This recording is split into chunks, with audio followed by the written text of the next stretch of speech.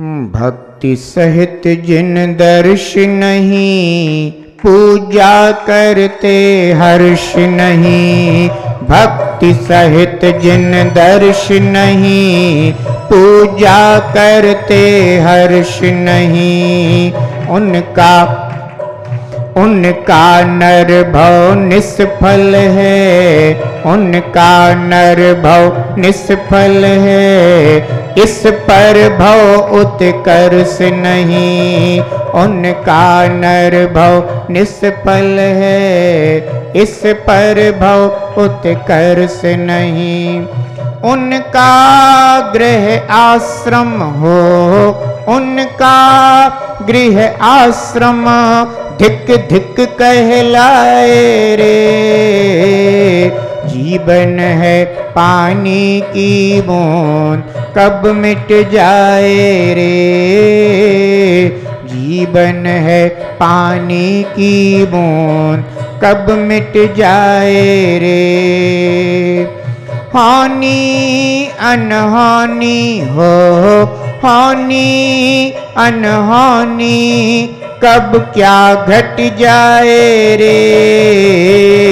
जीवन है पानी की बूंद, कब मिट जाए रे।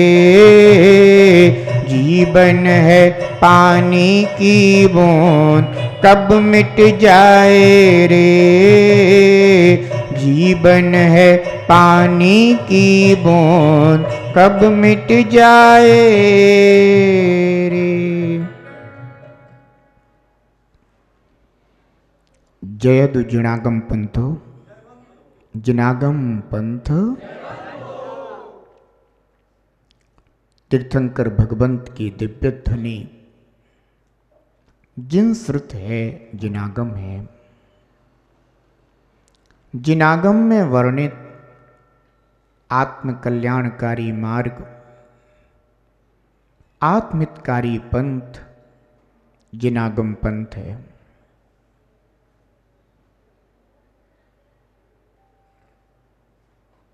जिनेंद्र भगवान ने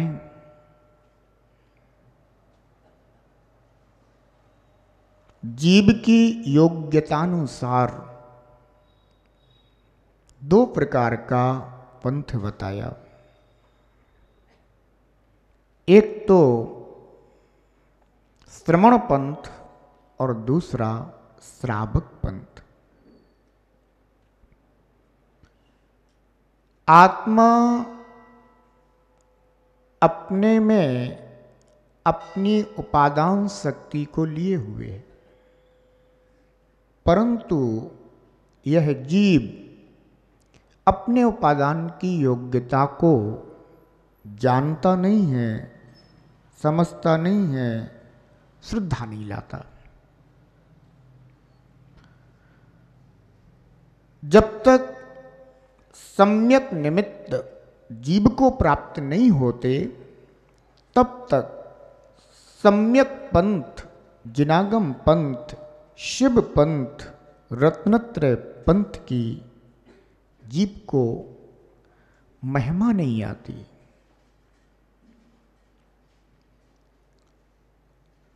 सम्यक निमित्त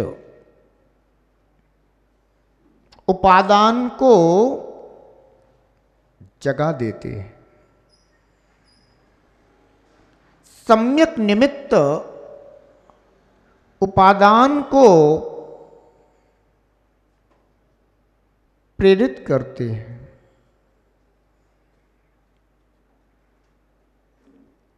और यदि काल लब्धि हो तो जीव सम्यक निमित्त को प्राप्त कर अपने उपादान में अपनी योग्यता के अनुसार कार्य कर लेता है। एक कार्य है श्रवण होना, दूसरा कार्य है श्रावक होना। यह जीव अपने अतीत काल में, अतीत पर्यायों में श्रवण और श्रावक इस पर्याय को प्राप्त नहीं हुआ। यदि श्रवण या श्रावक की पर्याय को प्राप्त हुआ होता तो अब तक संसारातीत हो गया होता। हम संसारी हैं क्यों? क्योंकि हमें अपना आत्महितकारी मार्ग अभी तक प्राप्त नहीं हुआ। जैन कुल में जन्म लेना पुण्य हो सकता है, पर जैन कुल के अनुरूप आचार विचार होना, जैन कुल में जो आत्महित का कार्य किया जाता है उस कार्य की प्राप्ति होना सम्यक पुरुषार्थ पर निर्भर करता है। मारीची भी श्रेष्ठ कुल में उत्पन्न हुआ था, जन्मा था, पर सम्यक निमित्त का आश्रय नहीं कर पाया। अपने उपादान को नहीं समझ पाया। इस कारण इतने महान कुल में जन्म लेने के बाद भी दीर्घ काल तक संसार के दुख भोगता रहा। यदि उस जीव ने सम्यक निमित्त का श्रद्धा पूर्वक आश्रय किया होता तो इन दुखमय पर्यायों में परिभ्रमण नहीं करना होता। परंतु उस जीव को तो 24वां तीर्थंकर ही बनना था।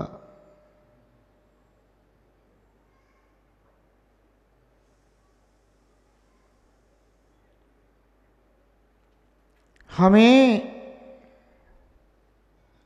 अपने विषय में कुछ भी ज्ञात नहीं, पर जिनेन्द्र देव की वाणी पर श्रद्धा करके अगर हम अपने आत्महितकारी मार्ग को, पंथ को जानकर, पहचानकर उसका शक्ति के अनुसार आचरण करें, पालन करें, तो आज भी इस काल में भी हम अपनी इस मानव पर्याय नर भव को सफल कर सकते हैं। पर्याय को सफल करना कठिन नहीं है। समीचीन मार्ग का आश्रय होना, उसका निर्णय होना, यह जीव के लिए दुर्लभ है। जैन कुल मिलने के बाद भी आत्महितकारी मार्ग का जीव को निर्णय नहीं हो पाता।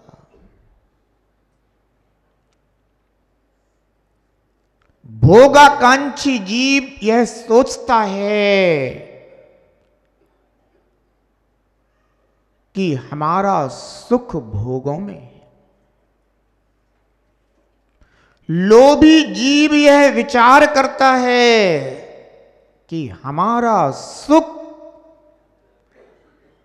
बाह्य पदार्थों के, धन संपदा वैभव के संग्रह में है। मोही जीव घर परिवार पुत्र स्त्री आदि के मोह में ही अपना सुख मानता है।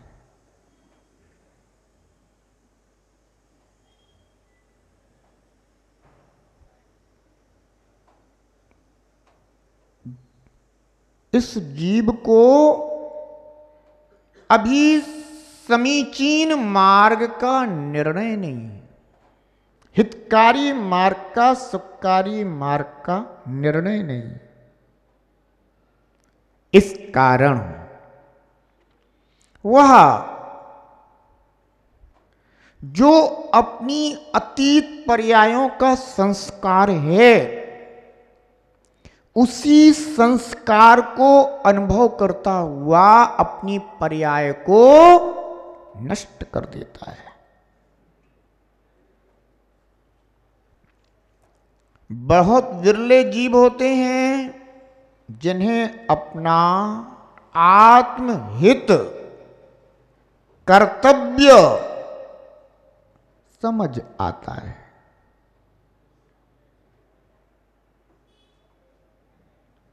आचार्य भगवान पद्मनंदी स्वामी उपासक संस्कार ग्रंथ में प्रत्येक उपासक को संबोधित करते हुए कर्तव्य मार्ग बताने का प्रयास कर रहे हैं। गाथा नंबर 16 15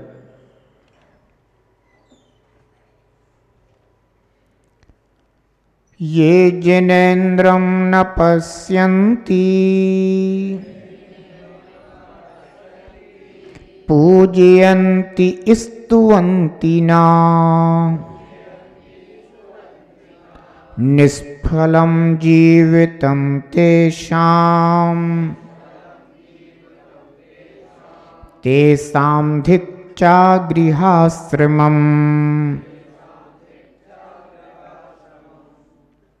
पूज्य आचार्य प्रत्येक गृहस्थ को संबोधित करते हुए कहते हैं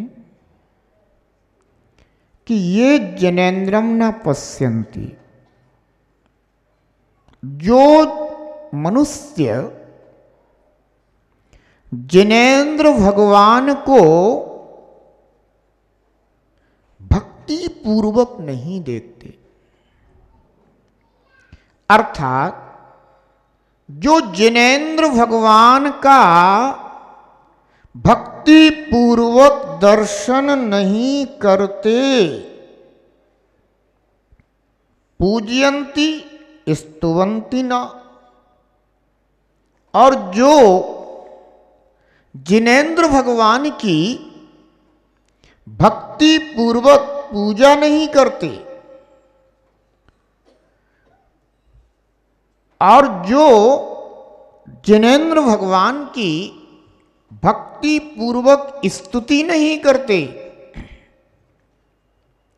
उन मनुष्यों का जीवन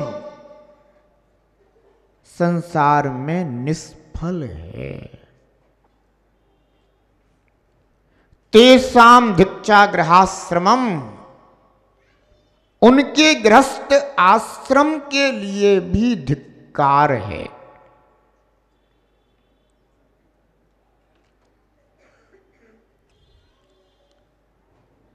कितने पुण्योदय से जैन कुल में जन्म पाया, पर जिनेंद्र भगवान की महिमा नहीं समझ पाया।